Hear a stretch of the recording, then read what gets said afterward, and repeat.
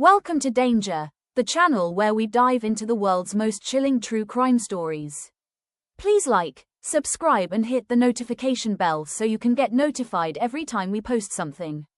The case of Kouri Richins is one that stunned the public not just because of the crime itself, but because of the image she presented to the world. A mother, a wife, and later a children's book author, Kouri appeared to be living a normal suburban life in Utah. But behind that image, investigators would later uncover a story filled with deception, financial pressure, and calculated actions that ultimately led to the death of her husband, Eric Richins. Eric Richins was described as a devoted father and a successful businessman. He and Kouri had 3 children together and lived what many saw as a comfortable life. However, their marriage was far from perfect. Reports later revealed that there were serious tensions in their relationship, particularly around finances and trust. Eric allegedly began to suspect that Kouri was making financial decisions without his knowledge, including real estate deals and spending that put them under pressure. In fact, financial strain became one of the most important elements of the case. Kouri was reportedly dealing with significant debt, and there were claims that she had taken out large life insurance policies on Eric without fully informing him. At one point, Eric even changed his will and insurance beneficiaries after becoming suspicious of her actions, which suggests that he may have feared something was not right in the marriage. On March 4, 2022, everything came to a tragic end. According to Kouri, the evening had been a celebration. Eric had reportedly closed a business deal, and the couple spent time together at home. She later said she made him a Moscow Mule cocktail, something that would become a key detail in the investigation. That night, Eric went to bed, and hours later, Kouri claimed she found him unresponsive. Emergency services were called, but by the time help arrived, it was too late. Eric was pronounced dead at the scene. Initially, there were no obvious signs of foul play, and it appeared to be a sudden, unexplained death. But the autopsy told a completely different story. When the toxicology results came back, investigators discovered that Eric had a massive amount of fentanyl in his system, far beyond what could be considered accidental. Fentanyl is an extremely potent synthetic opioid, and even a small amount can be fatal. The levels found in Eric's body were several times higher than a lethal dose. This finding immediately raised red flags. Eric had no known history of drug use, and there was no clear reason why such a substance would be in his system. What initially seemed like a tragic loss quickly turned into a suspicious death investigation. From that moment on, Kouri Richins became the focus. As investigators dug deeper, they began to uncover evidence suggesting that Eric's death may not have been an isolated incident.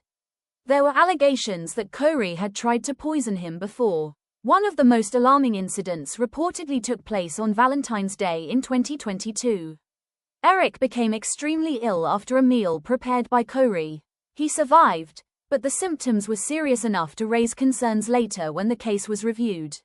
Another earlier episode during a vacation also involved Eric becoming suddenly and severely sick under unusual circumstances. At the time, these incidents may have seemed like bad luck or illness. But after Eric's death, they took on a much darker meaning. One of the strongest parts of the prosecution's case came from digital evidence. Investigators examined Kouri's phone and found a series of internet searches that painted a troubling picture. These included questions about lethal doses of fentanyl and whether law enforcement could recover deleted messages. There was also evidence suggesting that she had been in contact with a drug dealer prior to Eric's death. According to testimony, she allegedly purchased fentanyl weeks before the incident. This connection became a key part of the argument that the act was premeditated rather than accidental. Combined with the timeline of events, the prosecution argued that the poisoning was carefully planned. Financial motive played a central role in the case. Kouri was reportedly facing serious financial difficulties, with debts reaching into the millions. At the same time, she stood to gain financially from Eric's death through life insurance policies. Prosecutors argued that this created a powerful incentive. Not only would Eric's death potentially solve her financial problems, but it could also give her greater control over assets and her future. There were also suggestions that she wanted a different life, one that did not include her husband. Whether driven by money, personal dissatisfaction, or both, the motive presented in court was one of desperation and opportunity. Perhaps the most unsettling detail in the entire case came after Eric's death. Kouri wrote and published a children's book titled Are You With Me?, which focused on helping children cope with losing a loved one. She even promoted the book publicly, presenting herself as a grieving widow trying to support her children through loss. To many, this added a deeply disturbing layer to the case. While investigators were building a case against her, she was simultaneously shaping a public image of grief and healing. In May 2023, more than a year after Eric's death, Kouri Richins was arrested and charged with multiple crimes, including aggravated murder, attempted murder, and fraud-related charges. She pleaded not guilty, and the case moved toward trial. When the trial began in 2026, it quickly captured national attention. The courtroom became the stage for a complex and emotional battle between prosecution and defense. Prosecutors laid out a timeline supported by forensic evidence, financial records, and witness testimony. They argued that Kouri deliberately poisoned her husband and had attempted to do so before. The defense, on the other hand, tried to create doubt. They suggested alternative explanations for the fentanyl and questioned the reliability of certain witnesses and evidence. After weeks of testimony, the case was handed to the jury. It did not take long for them to reach a decision. Kouri Richins was found guilty of aggravated murder, attempted murder, and multiple fraud-related charges. The verdict confirmed what prosecutors had argued all along, that Eric's death was intentional. She now faces the possibility of spending the rest of her life in prison. The Kouri Richins case stands out because of the contrast between appearance and reality. On the surface, it was a story about a grieving wife and mother trying to move forward after a tragic loss.